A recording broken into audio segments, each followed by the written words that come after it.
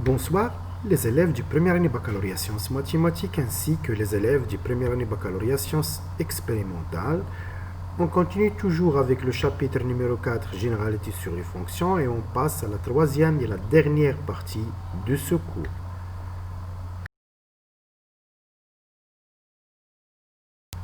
Donc, représentation graphique d'une fonction de référence, ou bien les fonctions usuelles. Premièrement, la définition de la représentation graphique en général. La courbe représentative de la fonction f dans un repère est l'ensemble des points de coordonnées x, f de x, où x parcourt le domaine de définition d de la fonction f. Elle est souvent notée c de f. L'équation de cette courbe représentative est y égale f de x. La courbe représentative de la fonction carré s'appelle une parabole et celle de la fonction inverse une hyperbole. La fonction inverse, c'est la fonction x associée à 1 sur x.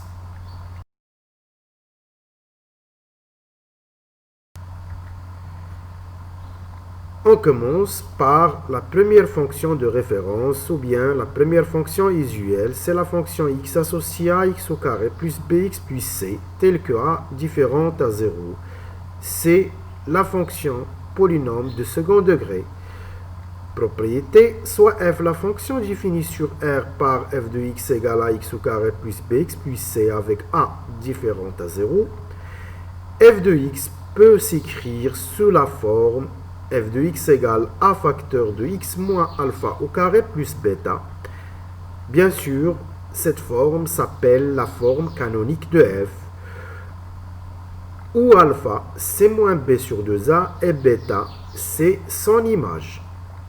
Si on arrive à mettre cette écriture, on pourra tout simplement déduire la courbe représentative de f qui sera appelée une parabole de sommet oméga de coordonnées alpha bêta, autrement dit oméga de coordonnées moins b sur 2a f de moins b sur 2a, et d'axe de symétrie la droite d'équation x égale alpha, autrement dit la droite d'équation x égale moins b sur 2a, c'est une droite parallèle à l'axe des ordonnées, ou bien une droite verticale. Bien sûr, tout simplement, pour déterminer la courbe de cette fonction toujours s'appelle une parabole. Ces éléments caractéristiques sont le sommet et l'axe de symétrie. Pour tracer le tableau de variation et la représentation graphique de cette fonction polynôme de second degré, ce tableau dépend de a. Si a est positif, alors la fonction est croissante, décroissante. Et on va mettre alpha et bêta. Alpha, bien sûr, c'est moins b sur 2a. Et bêta, c'est f de moins b sur 2a. La courbe, c'est une parabole. On doit d'abord tracer ou bien placer le sommet oméga de coordonnées alpha bêta. L'axe de symétrie, c'est la droite d'équation x égale alpha. Et on prend l'image de quelques points, 2 ou bien 3 points, à droite de alpha ou bien à gauche de alpha pour avoir une courbe plus précise. Mais la forme de la courbe ne change pas.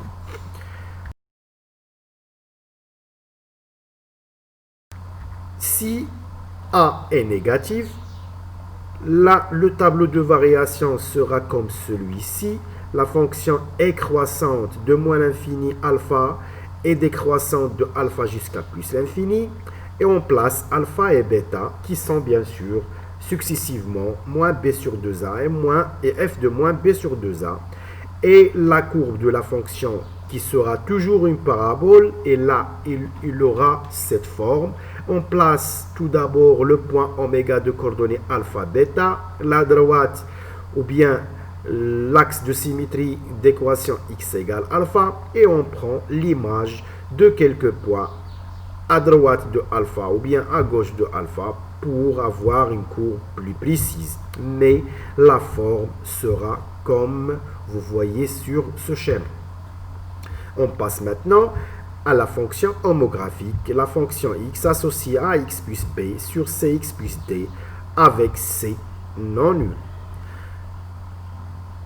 Parce que si c égale 0, il sera tout simplement une fonction affine. Propriété, soit f, la fonction définie par f de x égale à x plus b sur cx plus d avec c non nul.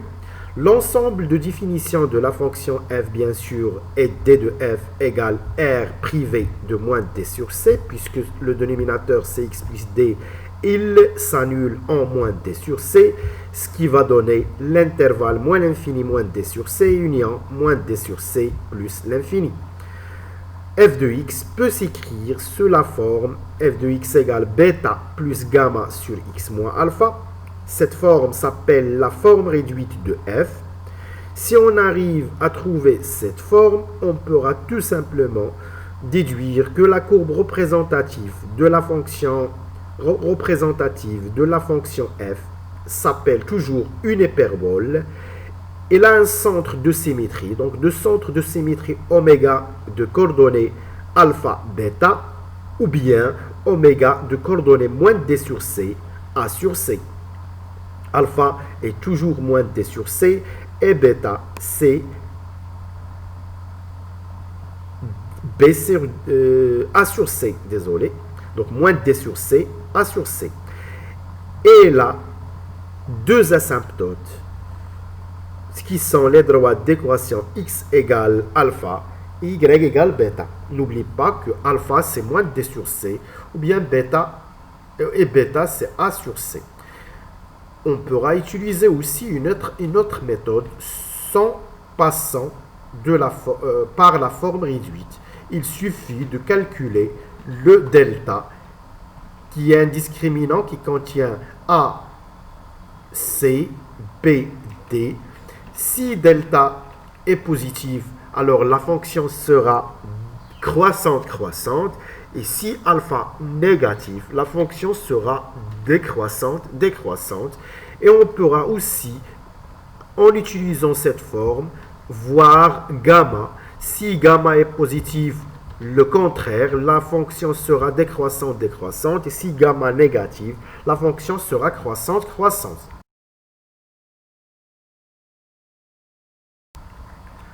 Comme vous voyez ici, si gamma est positive, la fonction est décroissante, et bien sûr, et la fonction f n'est pas définie en moins d sur c, qui est alpha. Ça veut dire que en moins d sur c, on doit mettre une valeur interdite. La courbe représentative, pour tracer cette courbe, on doit tout d'abord placer le centre de symétrie oméga de coordonnées moins d sur c, a sur c, et on place les deux asymptotes x égale moins d sur c qui est une droite parallèle à l'axe des ordonnées et y égale a sur c qui est une droite parallèle à l'axe des abscisses qu'il va nous créer un nouveau repère. Et la courbe représentative sera, comme vous voyez sur le schéma, et bien sûr, pour être plus précis, il suffit de prendre l'image de quelques points à gauche ou bien à droite de moins d sur c. Toujours, la courbe de la fonction est symétrique par rapport au point I, comme vous voyez dans le schéma. Bien sûr, c'est gamma est négatif. Bien sûr, gamma négatif, c'est équivalent à dire delta positif. Gamma positif, équivalent à dire delta est négatif. Donc, si gamma est négatif, la fonction sera croissante, et la courbe représentative sera comme vous voyez sur le schéma.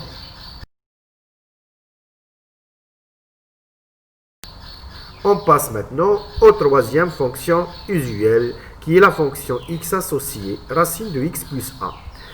Soit f, la fonction définie sur R par f de x égale racine de x plus a. Bien sûr, l'ensemble de définition de la fonction f, c'est l'ensemble des x qui appartient à R, tel que ce qui est à l'intérieur de la racine doit être supérieur ou égal à 0, c'est-à-dire x plus a supérieur ou égal à 0, qui va nous donner que x supérieur ou égal à moins a. Alors, le domaine de définition, c'est l'intervalle moins a plus l'infini. La fonction f est toujours croissante sur le domaine de définition. La fonction racine de x est toujours croissante sur cet intervalle. Sur le domaine de définition, bien sûr. Et le tableau de variation de la fonction sera comme ceci. Et la fonction est toujours croissante. On doit mettre l'image de moins a qui est 0. Et la courbe représentative sera toujours comme vous voyez ici. Le point d'intersection de la courbe avec l'axe des abscisses, c'est le point de coordonnées moins a0. Et on prend l'image de quelques points à droite de moins a pour avoir une courbe plus précise.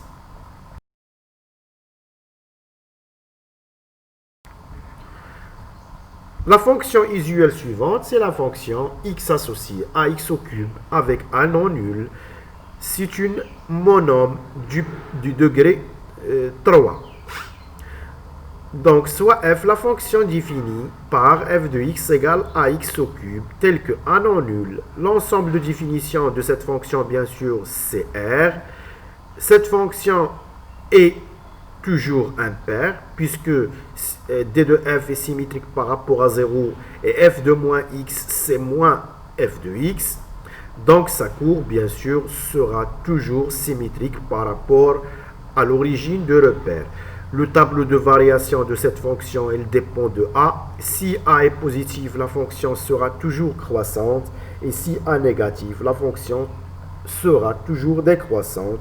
Et la courbe représentative selon le cas est celui-ci, comme vous voyez dans le schéma. Bien sûr, on prend l'image de quelques points à droite de 0 ou bien à gauche de 0 pour avoir une courbe plus précise.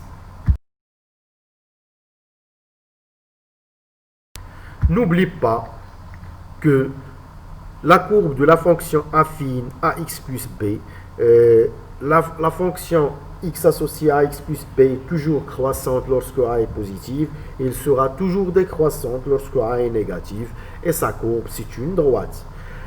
On passe maintenant à une partie très importante, c'est la fonction partie entière. On appelle fonction partie entière de la fonction f définie de R dans R, tel que pour tout x dans R, f de x est égal au plus grand entier inférieur ou égal à x. Le plus grand entier inférieur ou égal à x. Si on a x par exemple 3,5, le plus grand entier inférieur ou égal à 3,5, c'est 3.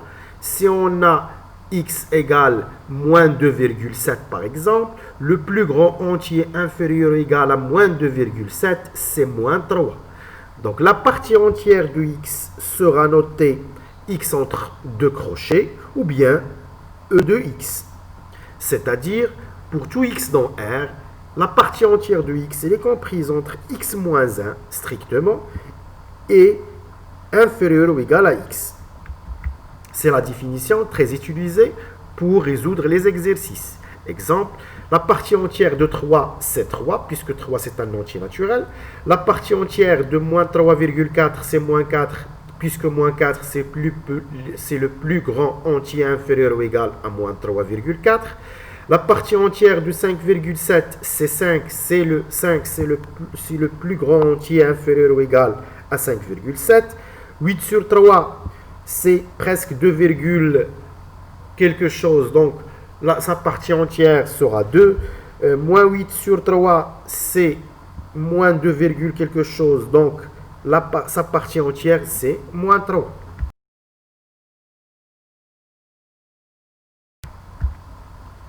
La représentation graphique de la fonction partie entière définie par f de x, c'est e de x. Et comme vous voyez ici, puisque si x appartient à l'intervalle 0,1, la partie entière de n'importe quel élément dans cet intervalle, c'est 0. Et si x appartient à l'intervalle 1,2, sa partie entière, bien sûr, ou bien f de x sera 1. Si x appartient à l'intervalle 2,3, la partie entière, c'est 2. Si x appartient à l'intervalle 3,4, la partie entière, c'est 3. Donc, c'est une courbe en escalier.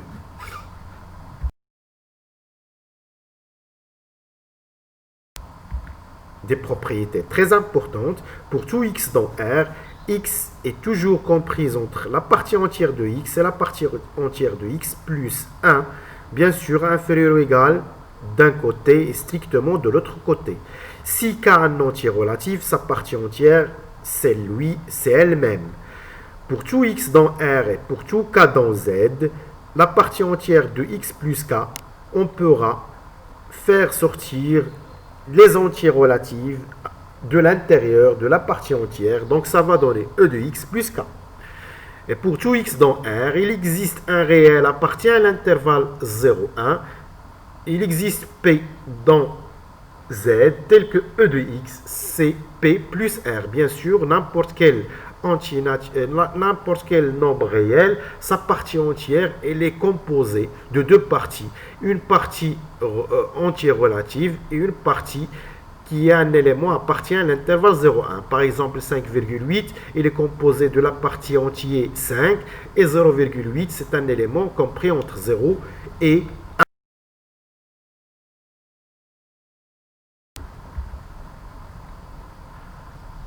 Comparaison de deux fonctions. Donc, dans la suite de ce cours, on va tout simplement résoudre des équations et des inéquations graphiquement, tout simplement. La résolution de l'équation f de x égale k. On trace la droite d'équation y égale k. Pour résoudre l'équation f de x égale k graphiquement, on trace la droite d'équation y égale k. C'est une droite parallèle à l'axe des abscisses qui passe par k. Et on lie les abscisses des points d'intersection avec la courbe. Donc, les points d'intersection de la droite y égale k avec la courbe, ces abscisses, ce sont les solutions de l'équation f de x égale k tout simplement. Comme vous voyez dans ce schéma, on a deux points d'intersection. Ça veut dire on a deux solutions qui sont x1 et x2.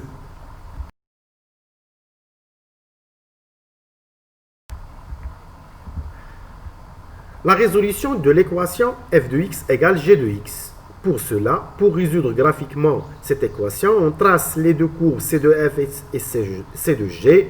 Les solutions de l'équation f de x égale g de x, ce sont les abscisses des points d'intersection. Comme vous voyez ici, on a la courbe de la fonction f en rouge et la courbe de la fonction g en vert. On a deux points d'intersection. Lorsqu'on n'a pas des points d'intersection, l'ensemble de solutions sera vide, sera l'ensemble vide. Lorsqu'on a plusieurs points d'intersection, donc on a plusieurs solutions. Donc ici, on a deux points d'intersection. Leur abscisse, c'est x1 et x2. Donc l'ensemble de solutions, c'est x1 et x2. On passe maintenant à la résolution d'une équation. Premièrement, la résolution de l'équation f de x supérieure strictement à 0. Bien sûr, la résolution de cette équation, ce sont les abscisses des points dont la courbe de f est au-dessus de l'axe des abscisses. Faut l'axe des abscisses. Donc ici, on remarque qu'il y a deux parties qui sont au-dessus de l'axe des abscisses. Leur abscisse, ce sont les intervalles x1, x2, union x3 plus l'infini.